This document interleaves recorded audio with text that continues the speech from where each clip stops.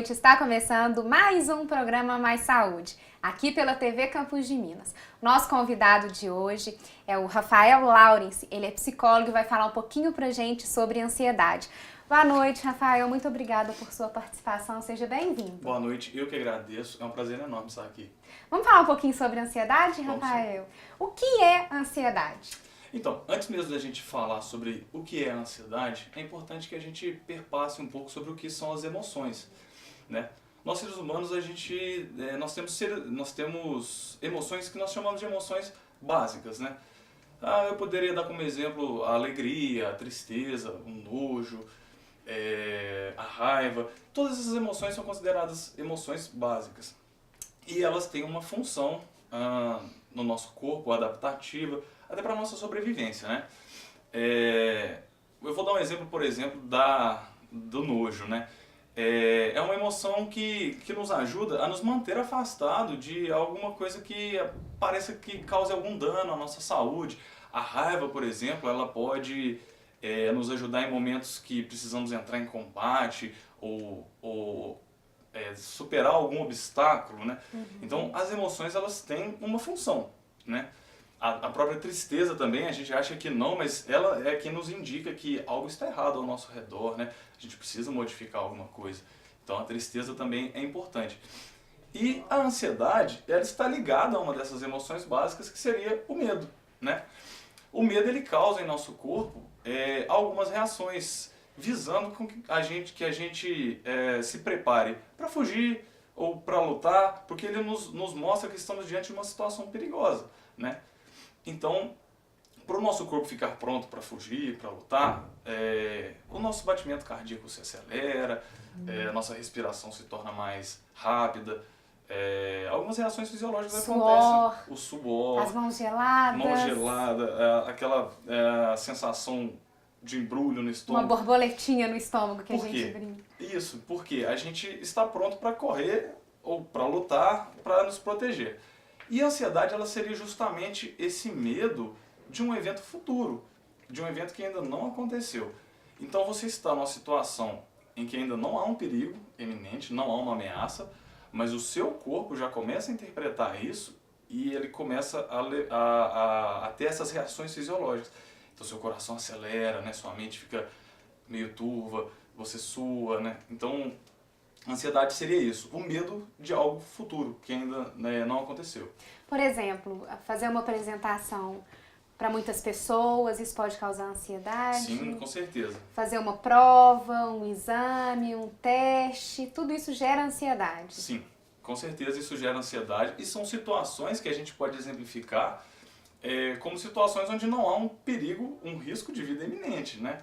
Mas isso nos causa assim, um medo, porque quando vamos apresentar diante de uma multidão, nós temos medo de falhar, o medo de falar alguma coisa errada. Então, a gente sente esse medo.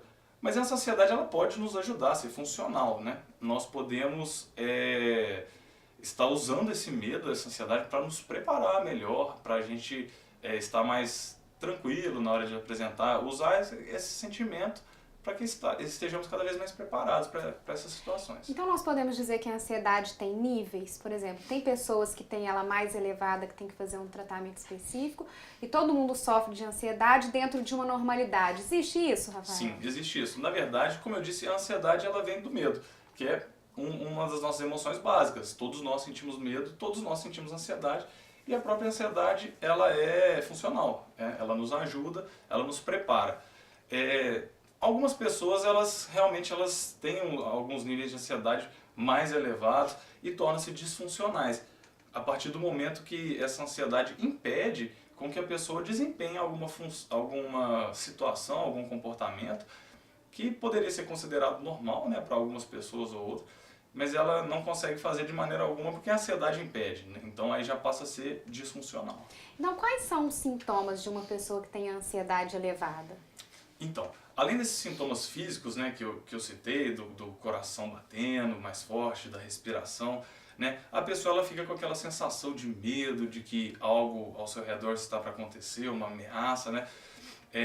E alguns sintomas como irritabilidade mais alta, insônia, falta de apetite, isso tudo pode ser sintomas relacionados à ansiedade.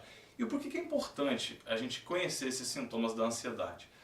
Muitas vezes as pessoas não tendo esse conhecimento e tendo essas sensações fisiológicas podem imaginar que sejam outros problemas. Por exemplo, você sente seu coração batendo mais forte, ou um incômodo no estômago, e pode já tentar, somente associar isso a um ataque cardíaco, por exemplo. E aí você fica ainda mais ansioso pensando que você tem um ataque cardíaco e isso vira um ciclo que vai aumentando esses seus sintomas, o coração batendo, a respiração ofegante, podendo te levar até a casos de transtorno de pânico, por exemplo, algo mais grave, vamos dizer assim. Que é o síndrome do pânico. A síndrome do pânico, isso, exatamente. Quais são os transtornos psicológicos decorrentes da ansiedade, Rafael? Então, a síndrome do pânico, né, é uma desses transtornos, né. A gente pode listar ainda o transtorno de ansiedade generalizado, que é um transtorno de ansiedade que não tem um objeto fóbico específico, né, ou seja, a pessoa passa o dia com aquela sensação de que algo está errado, de que algo está ameaçando, sem saber exatamente o que, né. Nós temos as fobias específicas, né, que é o medo, realmente, tem gente que tem medo de elevador, medo de avião. Eu tenho de lagartixa. Lagartixa, né, insetos, são fobias específicas, que tem um estímulo fóbico específico. Existe também, além do TAG, da fobia simples, da fobia específica, né, existe também o transtorno de estresse pós-traumático, né, que é quando você passa por um trauma grande e aquela ansiedade ela continua voltando, mesmo com o passar do tempo ela continua voltando, você continua sentindo ela elevada, sentindo esse medo, né. Temos também o transtorno obsessivo compulsivo, que você já deve ter ouvido falar que ele até não é mais categorizado como um transtorno de ansiedade pela sua complexidade, né. Ele já é considerado tem uma área própria, mas ele é proveniente de um medo irracional, né, que a pessoa desempenha algum tipo de ritual para aliviar os sintomas. Por exemplo, fica horas debaixo do banho sem se dar conta que está ali há horas. Isso Sim. faz parte? Não é bem sem se dar conta, né? O transtorno obsessivo compulsivo, a pessoa imagina que algo muito ruim vai acontecer se ela não desempenhar algum ritual. É muito comum, né, a questão de lavar, por exemplo, lavar as mãos. A pessoa acha que se ela não lavar muito bem as mãos, ela vai ficar com bactérias ali, vai contaminar outras pessoas e por isso pode chegar a adoecer alguém da família por causa disso. Então ela começa a ficar ali lavando as mãos e ficando naquele ritual durante muito tempo. Então envolve mania de limpeza em geral. Tem pessoa que tem toque, mania de limpeza da casa, com ela mesmo. O toque na verdade não é só em relação à limpeza, né? É um exemplo assim, né? Porque tem pessoas que têm essas manias e acabam se tornando um toque. E às vezes a pessoa acha que é só uma mania. Quando ele começa a trazer prejuízos sérios para sua vida, né? Quando você passa 2 horas debaixo de um chuveiro, por exemplo, para tomar um banho, isso não é correto, né? Não é normal. Não é normal. Né? Então você vê que está começando a te trazer prejuízos, isso prejudica a sua interação social, o seu trabalho, né? A sua interação com a sua família. Então a gente vê que não está normal. Aí sim, né, deve ser buscado uma ajuda profissional para estar acompanhando nisso. Né? Tá. Rafael, a gente vai para um breve intervalo. Você de casa não saia daí que a gente volta já.